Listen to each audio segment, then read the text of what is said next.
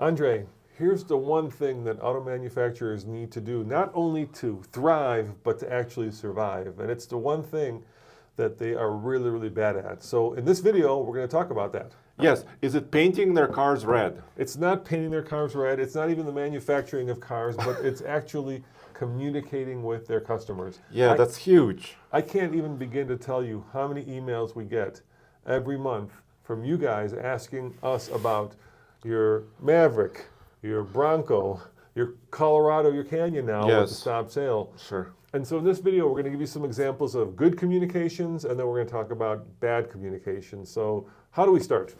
Yeah, well, why don't we start with the vehicle we recently purchased? For example, the Porsche, the Ineos. We can talk about Cybertruck.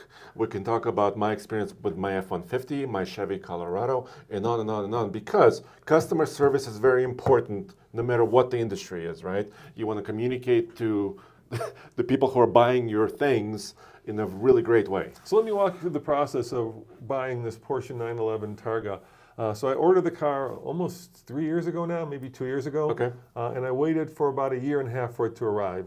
But here's a great thing. The second that it arrived, I got a notification in my email, the second that it was being built, I got a notification in my email from Porsche saying, hey, your car is in process of being built. And they sent me, or they included these pictures.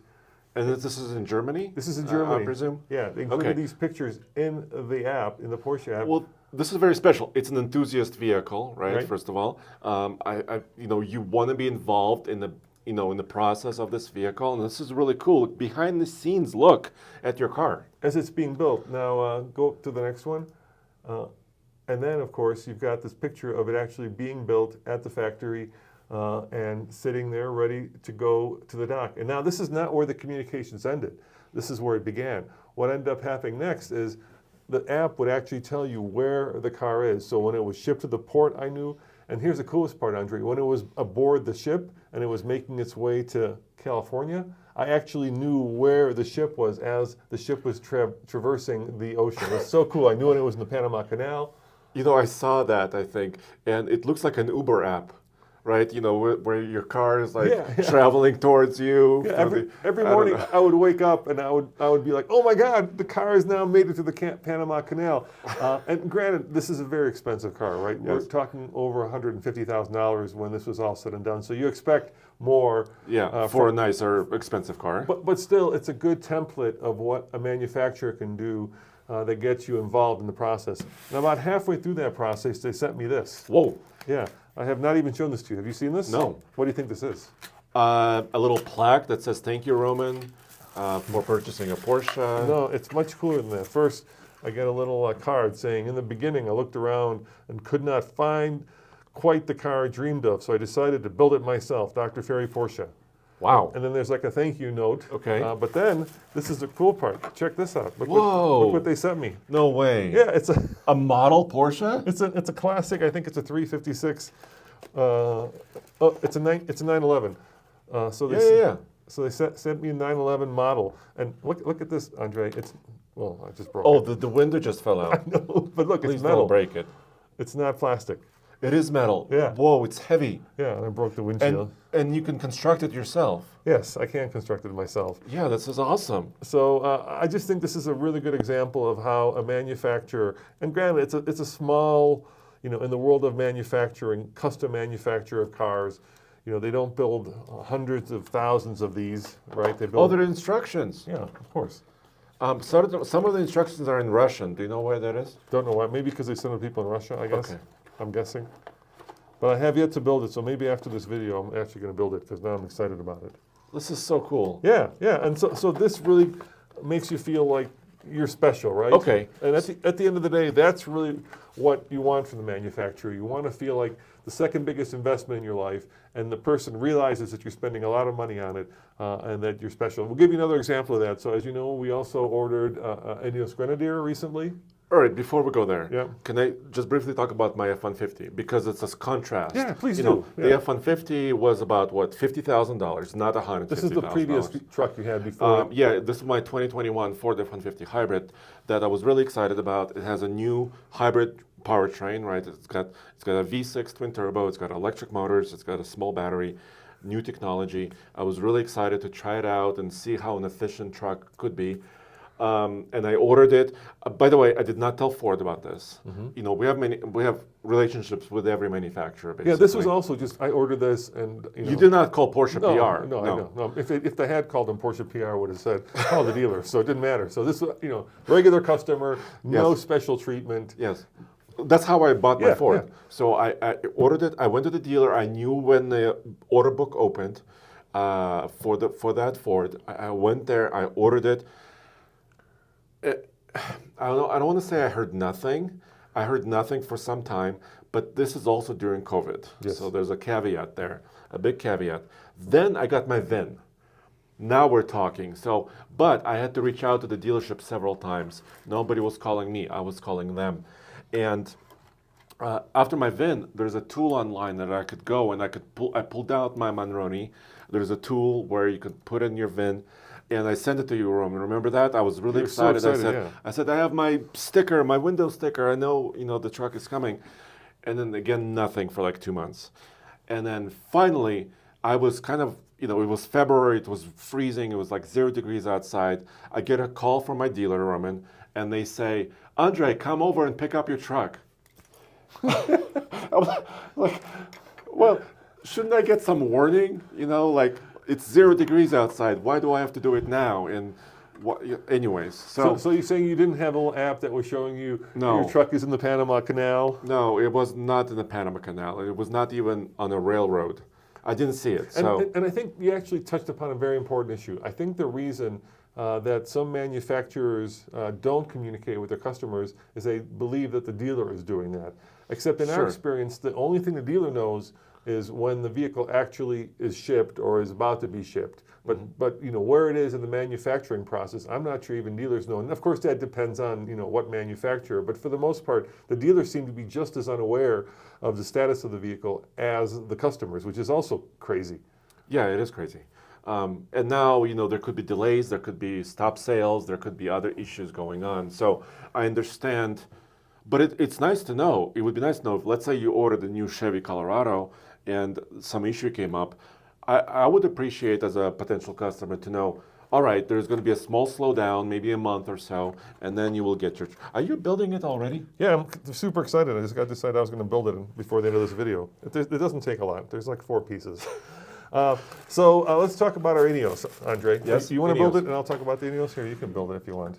Okay. You can put the headrest in. So this is our Ineos, once again, built in France, sitting on the assembly line, and I cannot tell you how excited I was when we got these images. Now this process was a little bit different because once again I went, configured the vehicle on the configurator, placed the order, and then we called our PR rep for Ineos and told them, hey, we've ordered this vehicle. We gave them our order number, and Ineos, I believe, has a VIP customer service representative who then, because I guess we were VIPs, tracks the vehicle, and when it comes off the line, I'll send you these pictures. I thought that was also very well. And I'll give you an example of how that is special. Don't forget the headrests.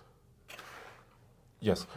Seat rest. So I'll give you an example of how this used to work once upon a time. So when my dad was in Chicago, we had a restaurant, and we became successful.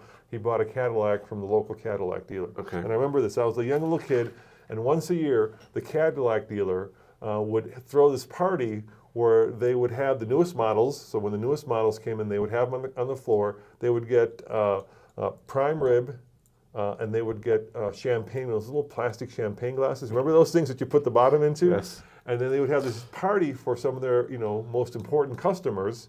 And you could go and you can sit in the new models and you can look at the new models and you could buy the new models. And I think that was a common thing. Some people would buy a new Cadillac every year when the new model came out. But it made you once again feel special. And I think we've come so far away from that, where the customer is now a commodity instead of the vehicle being a commodity. You feel like you're not treated as somebody who's spending a lot of money. And maybe the best example of that is with our order for the Cybertruck. You want to show them that? Yes. So here's our app. So when 4.5 years ago it was announced. Yeah, right? so let's get the backstory to this. So I was actually at the presentation where the truck was being rolled out, and Andre was behind his computer. So when order books opened, you actually were, one of the first Yeah. people to order it. Maybe not the first minute because Right. I was helping you, Yeah. but maybe the first hour, Yep. right? I ordered it. And in December of 2023, we decided to select a founder series or foundation series Cybertruck. We are a pickup truck review company, so we felt like it was very important to even invest our own money, which is $100,000, Roman, which is a lot of money. So I selected it, I went through the whole process, and it's been on this screen for the last 4 months, Roman. And nothing says you're important to us more than being communicated through an app, Andre. Right? Well, actually, maybe an app is you were looking at your app for the Porsche traveling Yeah. thing. But you also got emails, maybe you have a phone number to call, And and a model. a model, yeah. I got nothing. I got an app that says, we'll notify you when it's time to continue your pre-delivery task. And it's been like this for the last 4 months. Yeah, so we don't know when it's coming. We don't know If it's delayed, if it's not delayed. We have no idea what the heck is happening with our Cybertruck. And I do know one thing that's kind of making me a little angry, and that is Tesla has a referral program that if you refer enough people, you can actually jump the line and get a Cybertruck ahead of those people who ordered first. Sure. And I have two issues with that. First, I don't like when people jump the line for whatever reason. And I also don't like it when a company treats their customers as salespeople. Right, because basically that's what they're doing. They're saying you sold enough trucks, So you should be or rewarded. cars, so you should be Yeah. rewarded, so you Yeah. get to skip the line. There's a difference between inviting your best customers to enjoy prime rib and champagne, and then turning your customers into salespeople, which I feel like Tesla is doing. And so I just think that there is a lot of pent up need and almost demand for people who've ordered these vehicles. And what's happened is, of course, because of COVID, we used to have the system in America where you wouldn't order vehicles. You would go to the dealership and then you would... And choose one. Yeah, and then the manufacturers figured out that it could be, in some ways, more profitable to actually have customers order their vehicles like they do in Europe, because then you could plan for, production. You can select your options, but also there's not a lot of room for discounts, right? Because you're getting the things, your option packages that you selected, which could cost quite a lot of money. And actually, that's how I got my Ford F-150. So we're not just talking about premium vehicles here, right? Like Ineos and Porsche and Tesla. This should work for everybody. Yeah, but Your seat is backwards. oh, that's why it doesn't fit. Can you show that? I put my seat in backwards. Oh my God, now my seat is broken. This is hard. This is hard to do, by the way. Yeah, especially when you're doing a video. But what they didn't do, Andre, was they didn't plan for the back end. I put it in. They didn't plan for the back end, which is actually to communicate with their customers. Now, Ford, I remember when the Bronco was delayed, didn't they send out some things, some like adventure packs? Yeah, Which I thought was nice, but it yeah. can't be a one-time thing. It's got to be something that's And then Ford started doing some of this too. They would send you a picture of your Bronco being built, which is once again very, very special because you feel a connection with your vehicle. And I think a lot of people want that. They want to be treated special because you are spending a lot of money, no matter which vehicle you're buying. Be it $25,000, I don't know, small commuter car, or even an $80,000 SUV. Well, maybe it's not just being special, it's just knowing how, it's also smart for the car company. So it's knowing when your vehicle is going to be delivered, what stage of production it's in. And then, right now, I have this question about what's happening with mid-sized trucks. So as you know, the Ranger has been delayed. Yes. The Chevy Colorado is a stop sale. Or stop sale because of why? Two things. So first of all, well, it's all kind of software related. First of all, it's well, we don't know exactly what software, but part of it is also the crash avoidance system, which actually on my pickup truck I own, the Chevy Colorado I own, it's a little bit hyperactive.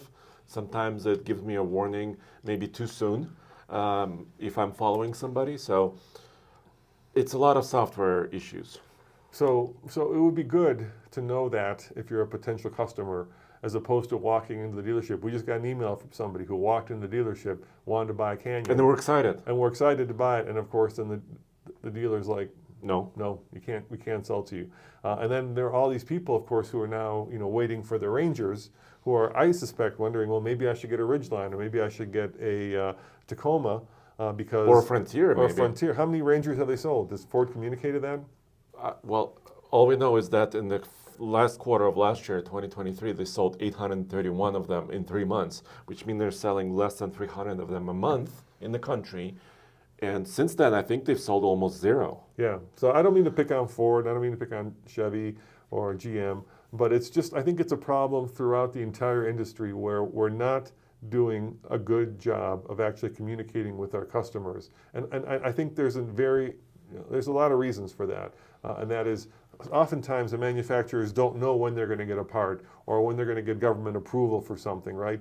But I think it would behoove them to actually tell their customers that, so that their customers would feel like they're invested in the process, as opposed to calling the dealer who says, I don't know, Yeah.